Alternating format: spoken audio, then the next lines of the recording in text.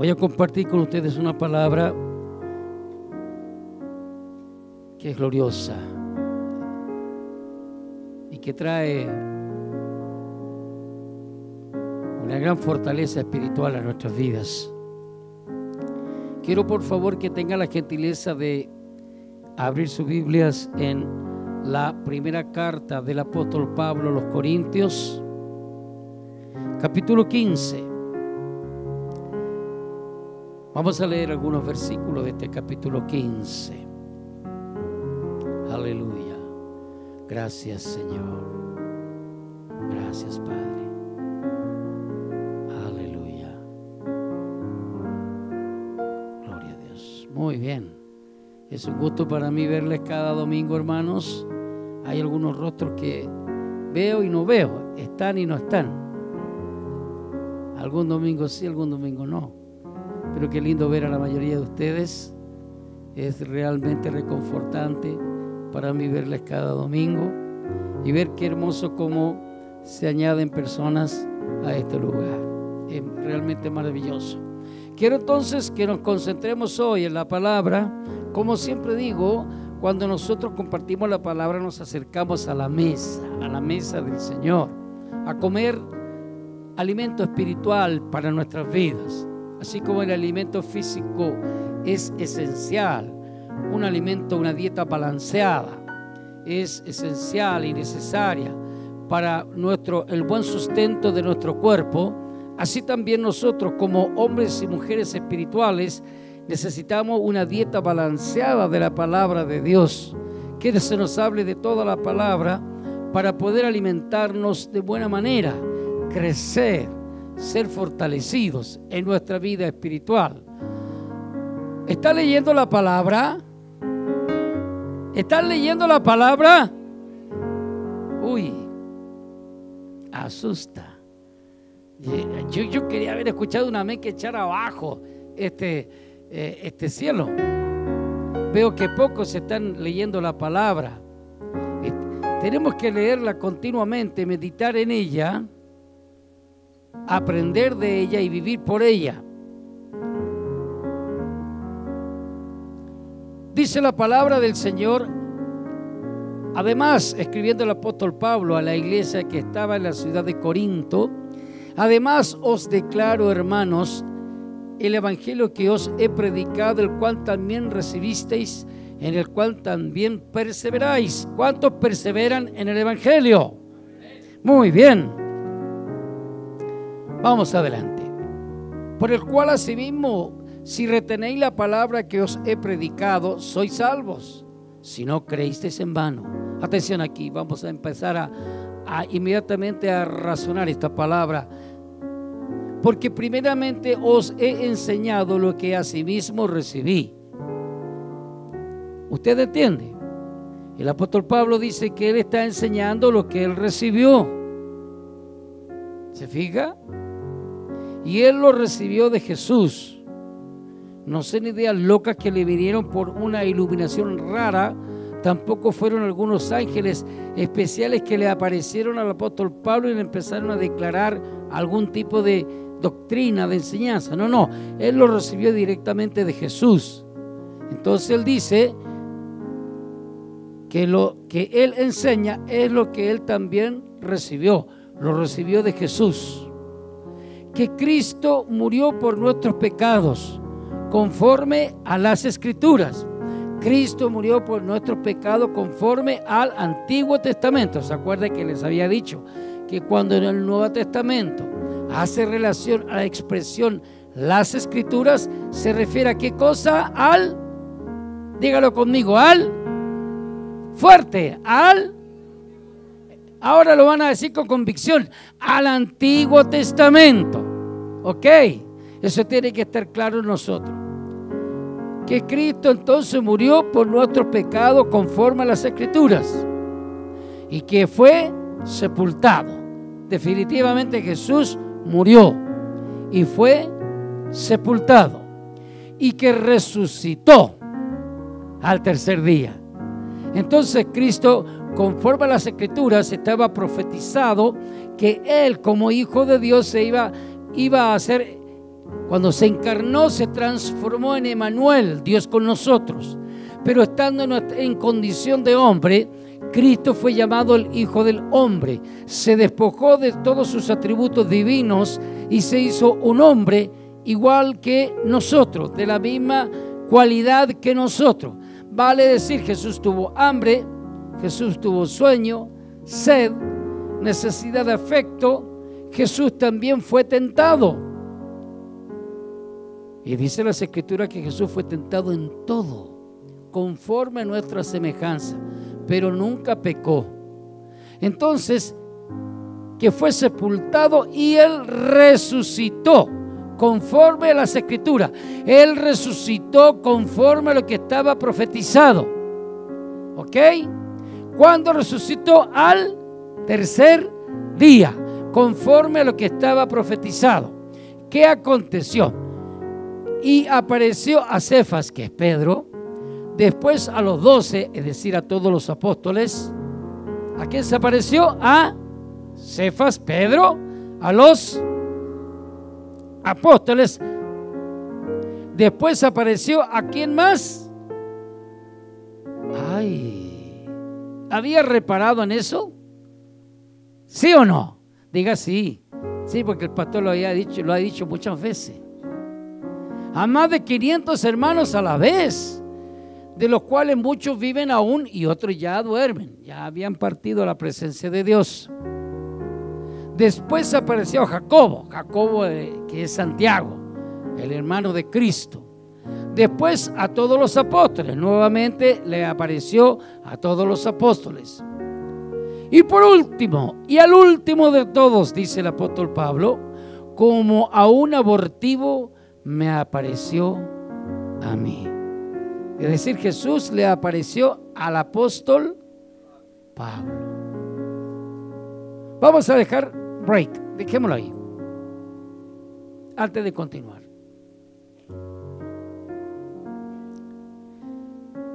Estamos hablando del carácter de un hombre soberbio, altivo, culto, muy letrado, físicamente no muy dotado, era pequeño como de mi estatura, fuerte, de un temperamento inquebrantable, que tenía mucho carácter.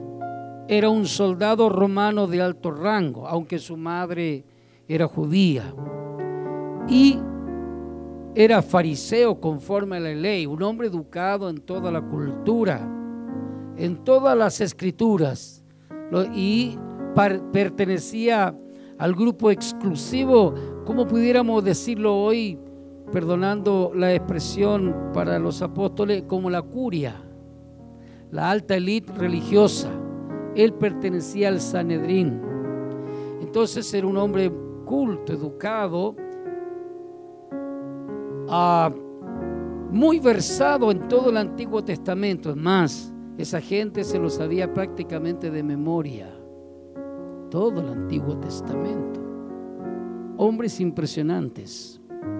Y este hombre de carácter fuerte, soberbio, altivo, arrogante y orgulloso de todo su conocimiento y de toda su cultura, él dijo a esa gente que en aquel entonces los primeros cristianos se les llamaba los de el camino. Esa gente, los de el camino, andan diciendo y andan predicando que ese Jesús que murió hace unos pocos años atrás, dicen que resucitó y que realmente es el Hijo de Dios.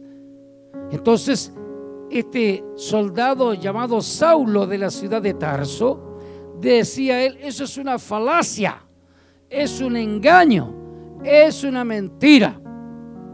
Por lo tanto, voy a tomar a todos esos de Jerusalén y de todos los alrededores de Jerusalén, hasta donde más pueda, y voy a pedir autorización a mis autoridades religiosas para tomar preso a toda esa gente, azotarlos, torturarlos hasta que nieguen la falacia, la mentira de que ese Jesús que ellos dicen resucitó.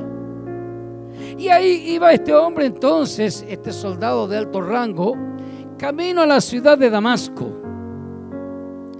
Va camino a la ciudad de Damasco con esa autorización de las autoridades religiosas, con ese pergamino de autorización de llevar y presentarse ante las autoridades de Damasco para que le dieran carta blanca para tomar a todos los del camino, llevarlos presos, azotarlos, torturarlos y hacerlo negar de que ese hombre llamado Jesús, que fue muerto en la cruz, había resucitado.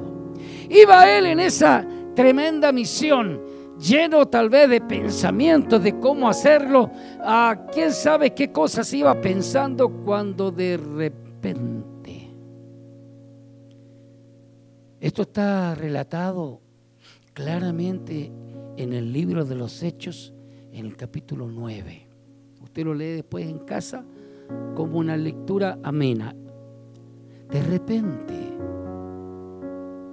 él va de camino, se entiende, con un montón de soldados que le acompañaban. Vamos a suponer que iba seguramente a caballo en esa compañía de soldados. De repente, ese de repente que habla las Escrituras ahí en Hechos capítulo 9, se refiere a que fue de una manera abrupta, de golpe, de repente. Le apareció un resplandor de luz impresionante y cayó a tierra. Cayó a tierra y desde esa luz le apareció, él escuchó una voz. Y lo impresionante de esto es que esa voz la escuchó Saulo de la ciudad de Tarso, por eso ya era su nombre romano, Saulo de Tarso. Ese Saulo escuchó la voz, y todos los soldados que iban en la compañía con él igualmente escuchaban la misma voz.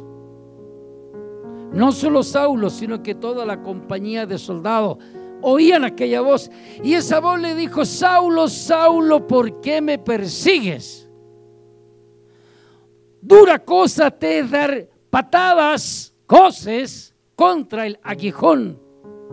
Entonces Saulo, temblando y temeroso, dice las Escrituras, que dijo: ¿quién eres, Señor?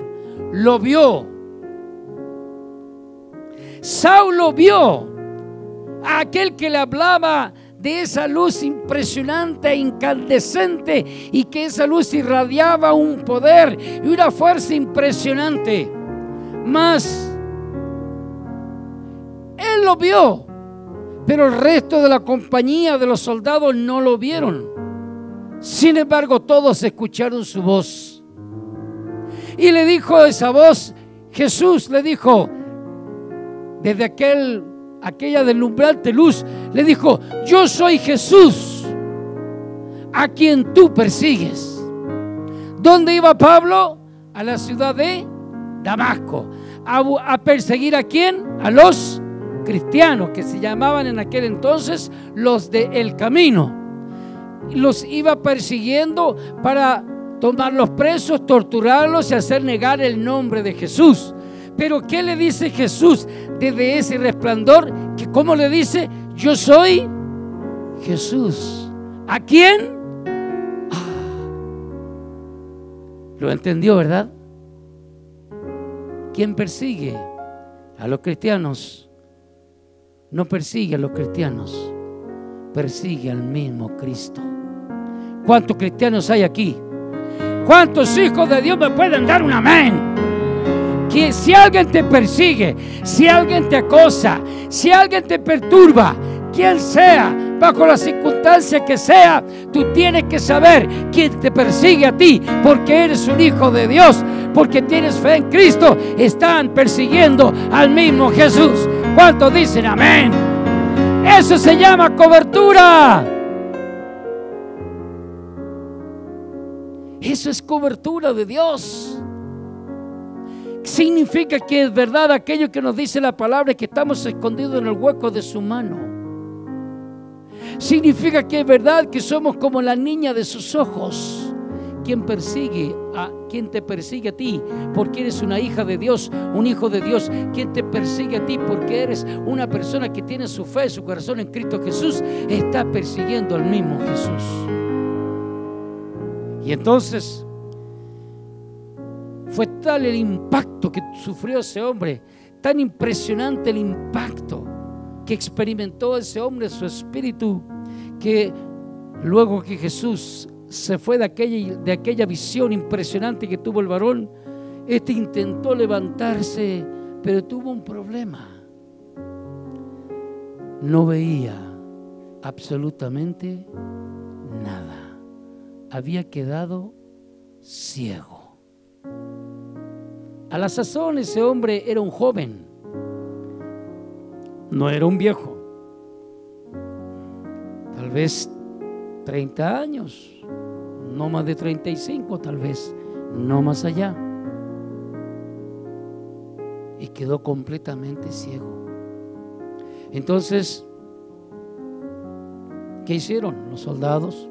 Lo tomaron y lo llevaron, lo introdujeron a la ciudad de Damasco y lo metieron en una casa. Y ahí estuvo él 3 días sin comer ni beber, completamente ciego. El Evangelio de Jesús está fundamentado y está basado en el poder de la resurrección de Cristo. La cruz, la sangre y la resurrección son la esencia del Evangelio.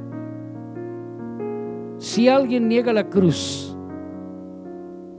como hubo un necio que habló del fracaso de la cruz, ese es un necio. La cruz no es un fracaso, la cruz es la gran victoria nuestra. ¡Aleluya! Nos gozamos por la cruz, bendita cruz. Maldición para Jesús, pero para nosotros bendición, porque nos significa vida eterna en Él. ¡Aleluya! Entonces, este hombre estuvo en ese lugar y el Espíritu Santo,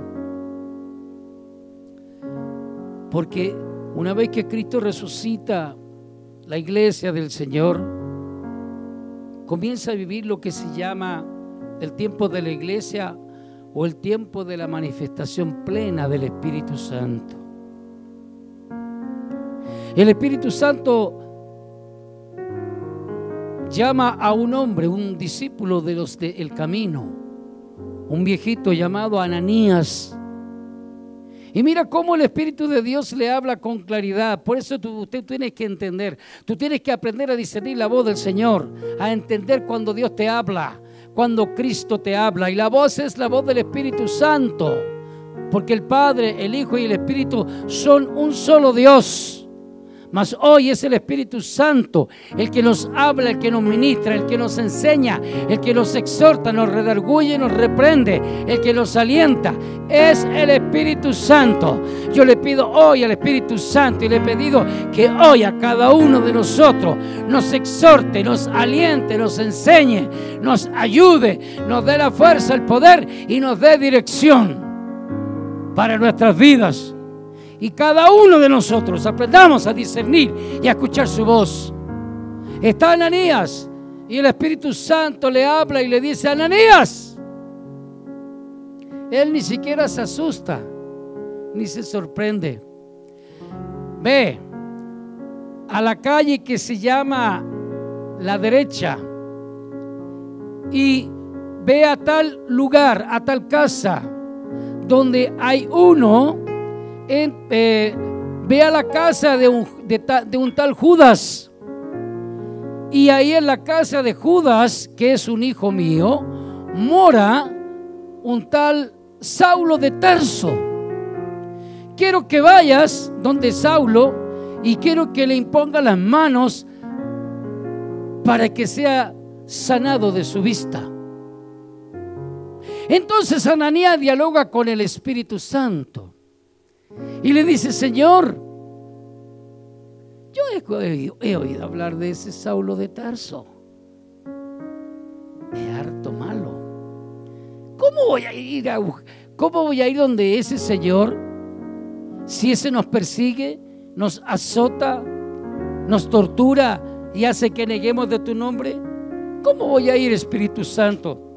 Entonces, el Espíritu Santo, que es paciente, también contigo es paciente, pero no lo impacientes, no lo provoques. Él es paciente y es bueno. Y así como el Espíritu Santo le hablaba con claridad a Ananías, así también el Espíritu Santo hoy te está hablando con claridad a tu vida. Y Ananías, como buen discípulo del Señor, ¿cuántos buenos discípulos del Señor habemos acá? ¡Deme un amén! Nosotros, como buenos discípulos del Señor, vamos a escuchar su voz y vamos a obedecer. ¿Cuántos decimos amén? Pocos obedecen. Hartos discípulos, poco obedientes. Un buen discípulo se caracteriza por ser obediente. Aleluya. Entonces, el Espíritu le dice: ve a la calle llamada a la derecha, entra a la casa de Judas, y ahí hay uno, Saulo de Tarso, ora por él. Ay, Señor, si ese, yo he escuchado el daño que nos ha hecho. Y le dice el Espíritu Santo: no temas, ve, le dice, porque instrumento escogido me es este,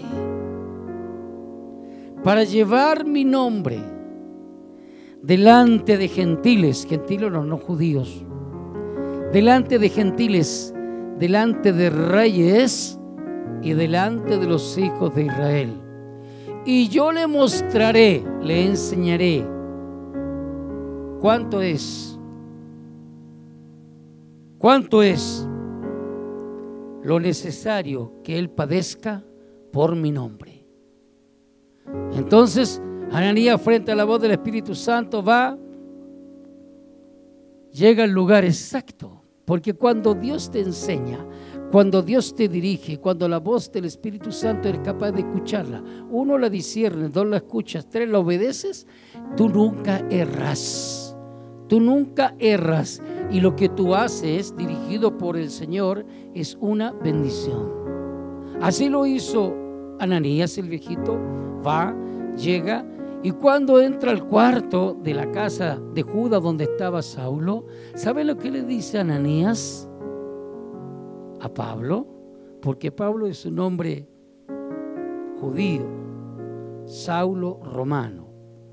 Su nombre de judío era Pablo. Le dice: hermano Saulo. A ver, ¿está entendiendo? Este es un soldado fiero, aguerrido, soberbio, altivo, gallardo. Va con una compañía a prender a los cristianos de Damasco. Tiene un encuentro con Jesús, ve a Cristo y le dice: tú estás dando patadas, coses contra un aguijón, contra una punta, te vas a hacer pedazos, muchacho. Si tú persigues a los míos, me persigues a mí. Si alguien te persigue a ti por ser un hijo, una hija de Dios, estás persiguiendo a Cristo. Él es tu cobertura. Ese hombre soberbio, altivo, fuerte, es transformado, es cambiado. 3 días está ahí en la presencia de Dios. Después de ese impacto, después de ese encuentro con la presencia, después de ese encuentro con la autoridad que es Cristo, ese hombre, su corazón es cambiado, su corazón es transformado.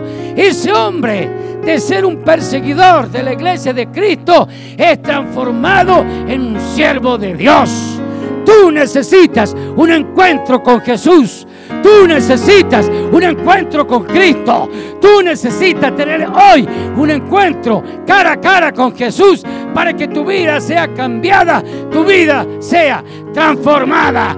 Denle alabanza al Señor en su casa. Aleluya. Gloria a Jesús. Impresionante.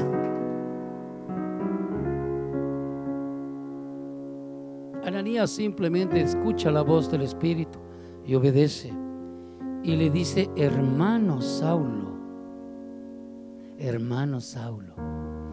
venido para que seas sano de tu vista y para que seas lleno del Espíritu Santo. Oh, aleluya. Entonces le impone las manos y recibe el poder del Espíritu Santo, el bautismo en el Espíritu Santo, y es sanado de su vista. Y luego entonces este hombre, no sé si puede entender la figura de perseguidor, torturador, fiero, lleno de autoridad de los hombres, de la autoridad religiosa, es cambiado, es transformado en 3 días en un verdadero hijo de Dios. Y luego, a los pocos días, comienza él, ahí mismo en Damasco, a hablar del poder de Jesús y a predicar y a decir que Cristo es el único Dios verdadero, y a decir que en ningún otro hay salvación, porque no hay otro nombre dado a los hombres en el cual podamos ser salvos, y que Cristo, el Cristo resucitado, es el Dios verdadero que venció la muerte, que se levantó de la muerte, que resucitó al 3er día y que está sentado a la diestra de Dios, y todos podemos ir al cielo, a la gloria, a través de Jesús, porque Él es el camino, la verdad y la vida. ¡Aleluya! ¡Gloria! ¡Dale alabanza al Señor! ¡Aleluya! ¡Gloria! Impresionante. Impresionante. La gente quedaba atónita, boquiabierta. Y lo quisieron matar de inmediato. Así que pusieron espías en la puerta de la ciudad para que apenas lo viesen, lo iban a matar. Sin embargo, los discípulos en una noche lo descuelgan por el muro y va a la ciudad de Tarso. Hasta ahí te voy a dejar la historia de Pablo, con sabor a poco, para retomar lo que estamos hablando de acá. Entonces, este Pablo dice que y al último de todos, como a un abortivo, me apareció a mí, dice el apóstol. Mira ahora lo que viene a continuación. Mira qué hermoso. Porque yo soy el más pequeño de los apóstoles. Oiga, este hombre es un verdadero ejemplo de humildad. Los apóstoles son solo 12 y no más, porque los apóstoles tienen cualidades serias, únicas y singulares, que los distinguen del resto de los seres humanos. Todos ellos vieron al Señor. Todos ellos vieron al Señor. Tenían los dones del Espíritu. Los 9 dones operaban en abundancia en ellos. Y ellos iban fundando y estableciendo iglesias en todo el mundo. Son cualidades únicas de estos apóstoles. Pero el sello más característico de ellos es que todos ellos vieron a Cristo. Pablo lo vio, porque Judas Iscariote lo desechó, fue cortado. Y Pablo ingresa al grupo de los 12. Pero como eligieron a Matías, de acuerdo a Hechos capítulo 1, podríamos decir que Pablo es el número 13. Pero no hay ningún error en decir que Pablo es uno de los 12 apóstoles. Entonces él dice: porque yo soy el más pequeño de los apóstoles, que no soy digno de ser llamado apóstol, porque perseguí a la iglesia de Dios. Pero, y aquí tú tienes que entender esto: por la gracia de Dios soy lo que soy. Tú eres lo que eres, y llegarás a ser lo que Dios quiere que llegues a ser. Será por la gracia de Dios obrando en ti. Deja que la gracia opere en ti. Aleluya. Por la gracia de Dios soy lo que soy, y su gracia no ha sido en vano para conmigo. Antes he trabajado más que todos ellos, y eso es absolutamente cierto. Los apóstoles dejaron todo por seguir a Jesús. Sin embargo, Pablo hizo lo mismo, y más, y más, y más. Porque yo, dice él, pero yo, Antes he trabajado más que todos ellos, pero no yo, dice él. No mi carne, mi orgullo, mi arrogancia, que todo eso lo dejé atrás, sino la gracia de Dios conmigo. Amada iglesia del Señor, jóvenes, damas y caballeros, los que escucháis estas palabras, escucha. La gracia de Dios, si tú permites que la gracia de Dios obre en tu vida, Dios hará contigo cosas gloriosas y maravillosas. Permite que la gracia de Dios obre en ti. Permítele a Dios obrar en tu vida. Permítele a Dios actuar en tu vida. Hoy es un buen día para abrir el corazón de par en par a Dios y decirle: Dios, obra en mí. Señor, cámbiame. Señor, transfórmame. Señor, hazme como tú.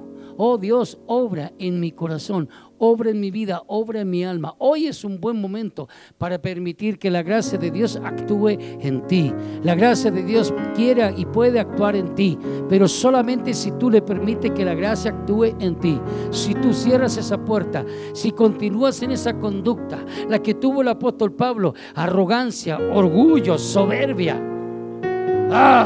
Él antepuso todo un currículum impresionante. Eso soy yo, decía Pablo, y estaba orgulloso de su currículum. Pero cuando él tuvo un encuentro con Cristo, fue cambiado, fue transformado. Y luego él en uno de sus escritos dice: todas las cosas que yo le estimé como gran cosa, como mi espléndido currículum, como mi excelente forma de ser, dice el apóstol Pablo, que todo eso lo tengo por basura, oh Dios, para alcanzar a Cristo. Deja que la gracia de Dios obre en ti. Si no, la gracia de Dios conmigo es la que me ha permitido ser lo que soy. Porque o sea yo o sean ellos, yo apóstol o los otros apóstoles, así predicamos y así habéis creído. Gloria al Señor, sigamos. Pero si se predica, estamos hablando de la resurrección, de la trascendencia de la resurrección de Cristo, del poder que hay en la resurrección de Cristo. Entonces aquí, cuando escribe estas palabras en la iglesia, a la iglesia de Corinto, había un grupo de religiosos que estaban diciendo que no era posible la resurrección, que nadie podía morir y volver a resucitar. Era una corriente teológica, pseudo corriente teológica, que enseñaba que no había tal resurrección. Entonces el apóstol Pablo, aquí él doctrinalmente está enseñando lo relevante, lo trascendente de la resurrección de Jesús. Entonces aquí él usa un tono un poquito irónico. Debemos para poder entender esto. Pero si se predica que Cristo resucitó de los muertos, ¿cómo dicen algunos entre vosotros que no hay resurrección de muertos? Porque si no hay resurrección de muertos, tampoco Cristo resucitó. Aquí está siendo irónico. Él dice: vamos a suponer, no es verdad, pero vamos a suponer. Y aquí nosotros hoy vamos a estar en el razonamiento del apóstol Pablo. ¿Ok? Vamos a suponer que no hay resurrección de muertos. No es verdad, porque sí la hay. Pero supongamos que no hay resurrección de muertos. Si no hay resurrección de muertos, entonces Cristo no ha resucitado. ¿Ok? Estamos ahí. Vamos. Y si Cristo no resucitó, vana es entonces nuestra predicación, vana es también nuestra fe. Fíjese. Porque nosotros decimos que estamos hablando de un Cristo resucitado, pero digamos que Cristo no resucitó porque no hay resurrección de muertos. Entonces, ¿de qué estamos hablando? En el lenguaje de hoy, como dicen algunos jóvenes. A ver, ¿de qué estamos hablando? ¿Me estás hablando de que Cristo resucitó? ¿Cómo si no hay resurrección de muertos? Oye, lo que tú estás predicando es vano. Tu fe es vana, no sirve. Es algo vacío, insustancial, vano.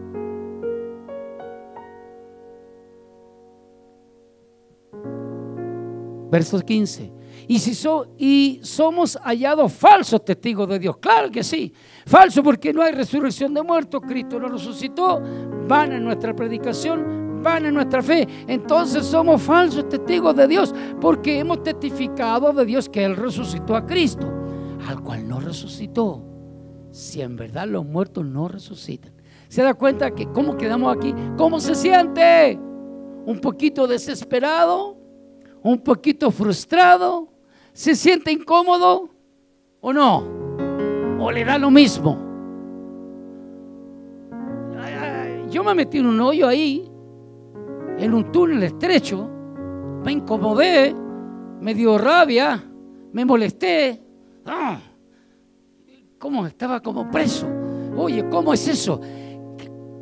Somos señalados falsos testigos de Dios porque hemos testificado que Dios es el que resucitó a Cristo, pero no lo resucitó porque no hay resurrección de muertos, porque los muertos no resucitan.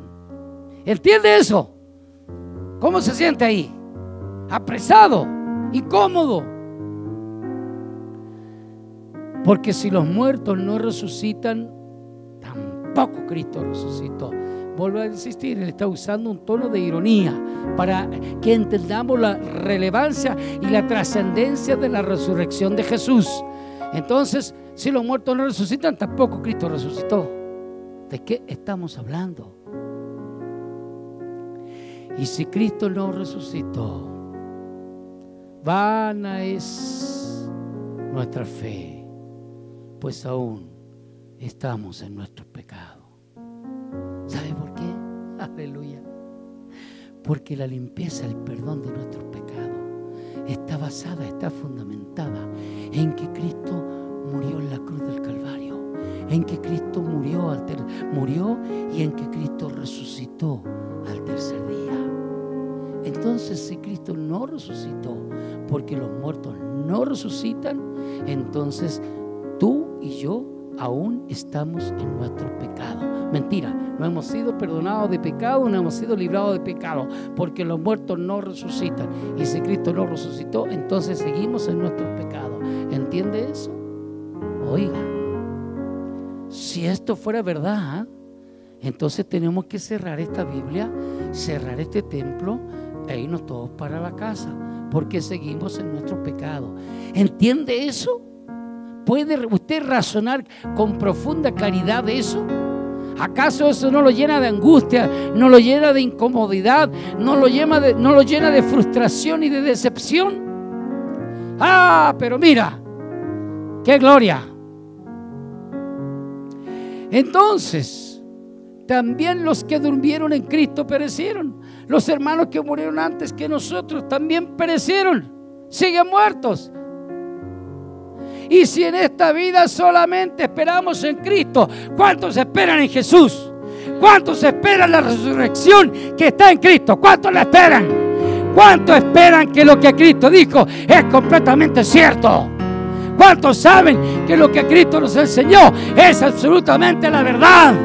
¿Cuántos saben que Cristo es el camino, la verdad y la vida?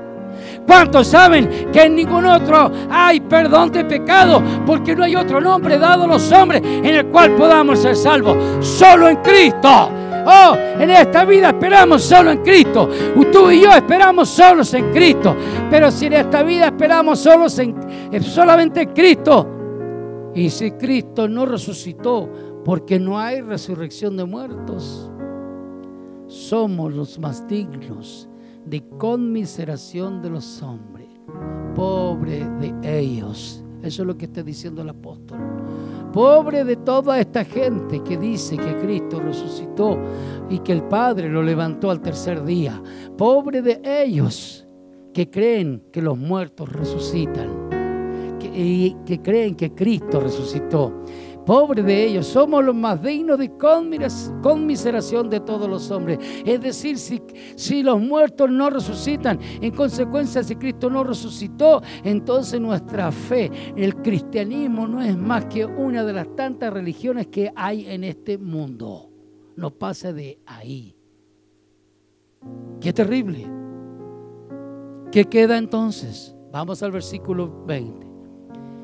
Sin embargo, Pablo nos saca de todo este ahogo espiritual, nos saca de esta camisa de 11 varas, de ese hoyo profundo en que nos sumerge, para hacernos ver la trascendencia de la resurrección de Jesús de los muertos, dice: mas ahora Cristo ha resucitado de los muertos. ¿Cuántos lo creen? ¿Cuántos creen que Cristo ha resucitado de los muertos? ¿Cuántos creen que Él está sentado a la derecha del Padre en gloria y majestad? Entonces, si Cristo vino, murió en la cruz del Calvario, resucitó al tercer día de los muertos y está sentado a la diestra del Padre, entonces todo lo que Él nos enseñó, todo lo que Él nos dijo es la verdad, es la verdad. Cristo viene. Cristo viene, el resucitado viene.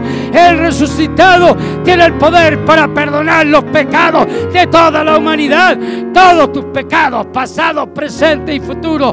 Porque Cristo resucitó, tenemos vida en Él. Aleluya. Dale gloria al Señor.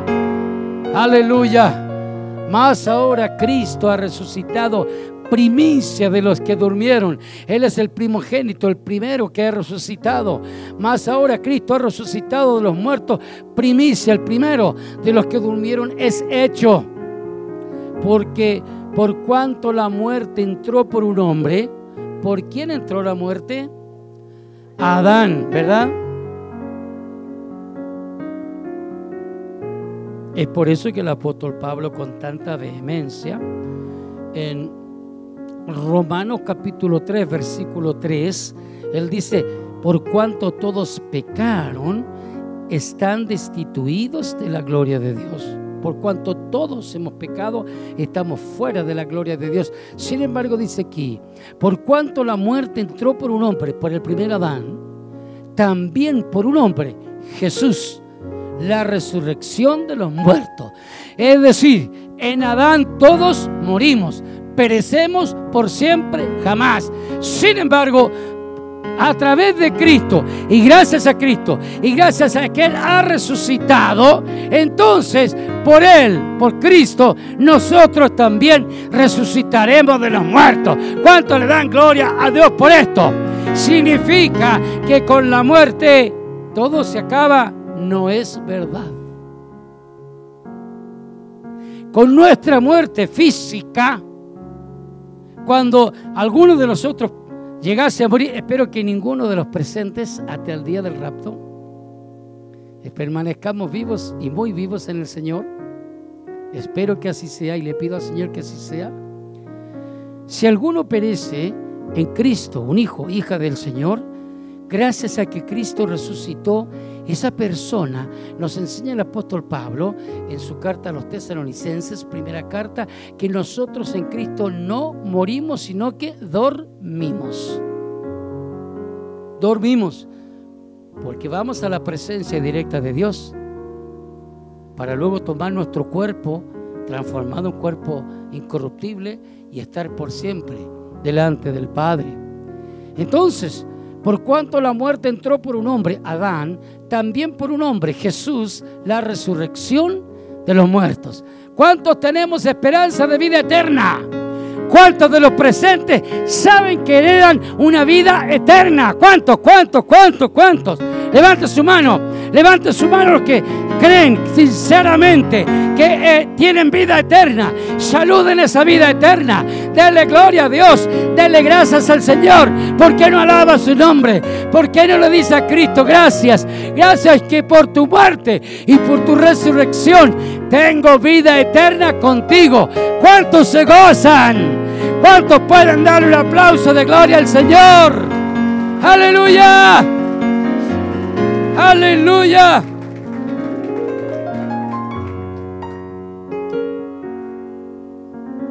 Tal vez alguno pudiera pensar: ¿para qué me sirve la vida eterna, pastor, si tengo tantos problemas al presente? ¿Qué tanto me puede importar la vida eterna si tengo tantos problemas, tantas dificultades ahora? ¿Para qué me sirve la vida eterna? Que si usted razona de esa manera, usted está teniendo un comportamiento muy necio. Muy necio. Porque sus vicisitudes del tiempo presente pudieran durarle tal vez, espero que no, pero pudieran durarle hasta que su vida se extinga aquí en la tierra. ¿Cuánto le queda? Hay algunos que la sumatoria se le hizo muy breve. Los más jovencitos, la sumatoria se le extendió un poquito más. A ver, a mí me da, yo creo que unos 4 lustros me da para mí.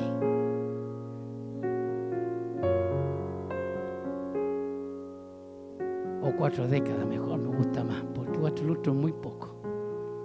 20 años poco, 40 años. Ya, supongamos, 40 años. ¿Y luego qué? De eso se trata, hermanos amados. De eso se trata, iglesia de Jesús. Tú tienes que poner en comparación tu presente versus tu eternidad. Cuando tú pones y comparas tu presente versus tu eternidad, no existe punto de comparación que te pueda dejar tranquilo, porque la eternidad es para siempre. Tus vicisitudes pueden durar tal vez unos cuantos años, y a lo mejor está en la perfecta voluntad del Señor que tus vicisitudes tan solo perduren 1 semana o 2, o tal vez 4 o 5 años. No importa el tiempo, pero eso es momentáneo. Por eso que el apóstol dice que es incomparable, que nosotros no podemos nosotros complacernos en los goces temporales del pecado, porque eso es temporal, no es comparable con la eternidad que tenemos con Dios. Alista tus maletas, llena tus maletas de todo bien preciado para el encuentro con tu Señor, porque ese encuentro con tu Señor será para siempre, para siempre, para siempre. Amén. ¿Cuántos dicen amén? Entonces, por un hombre, la resurrección de los muertos, porque así como en Adán todos mueren, también en Cristo todos seremos vivificados. ¿Cuántos están seguros que serán vivificados en Cristo? ¿Cuántos esperan estar vivificados en Cristo? ¡Dame un amén! ¡Aleluya! 23. ¿Le doy yo?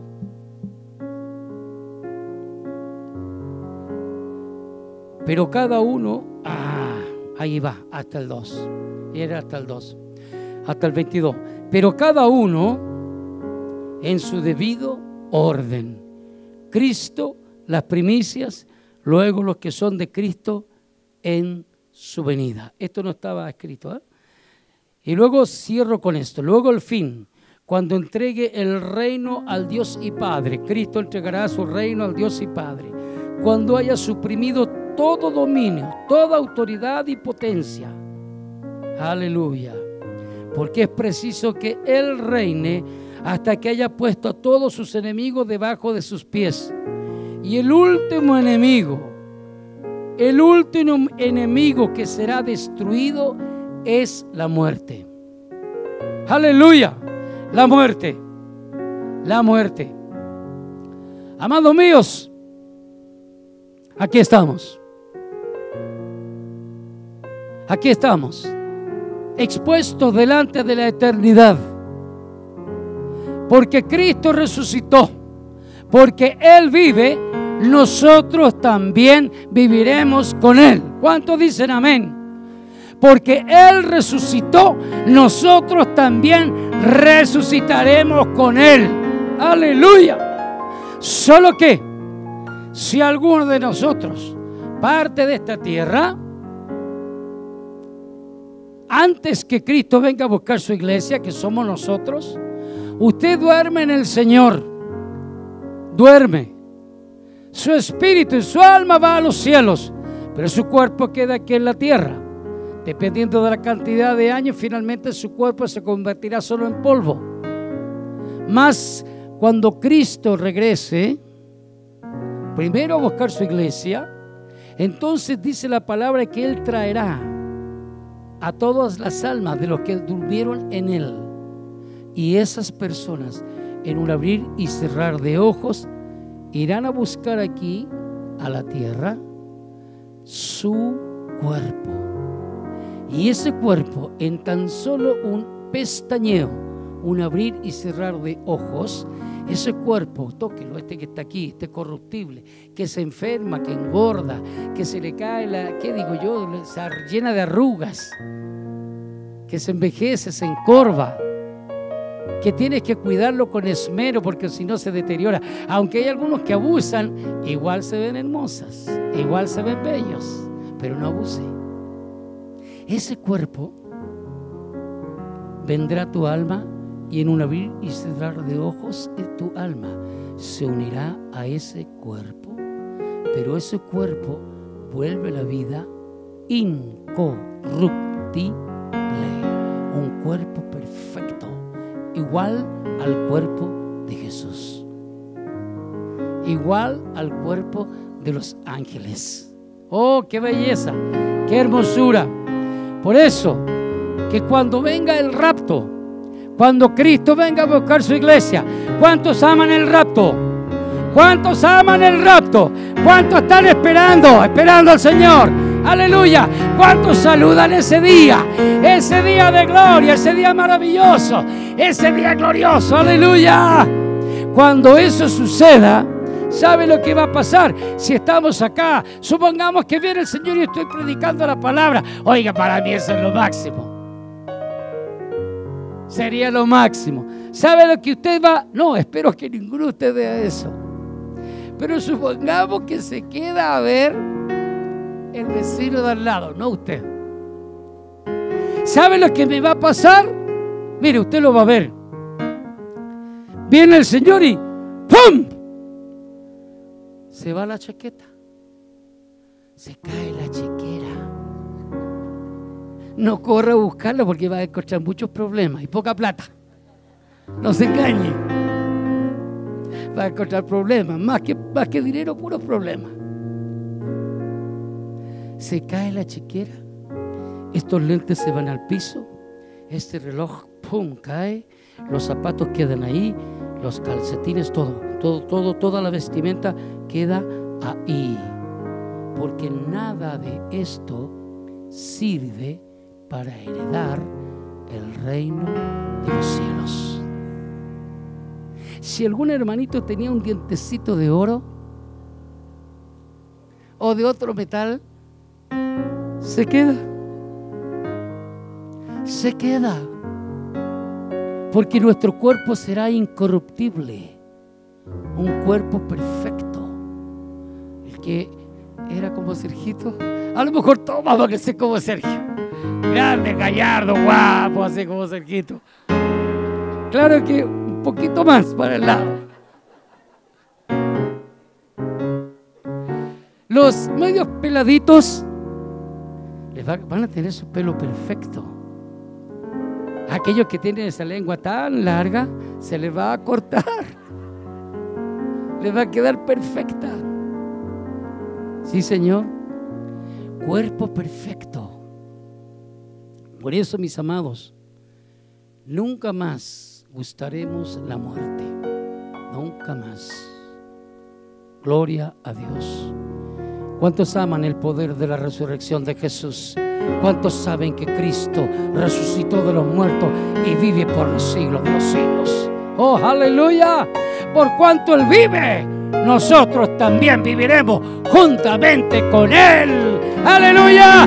Dale un aplauso de gloria al Señor. ¡Aleluya!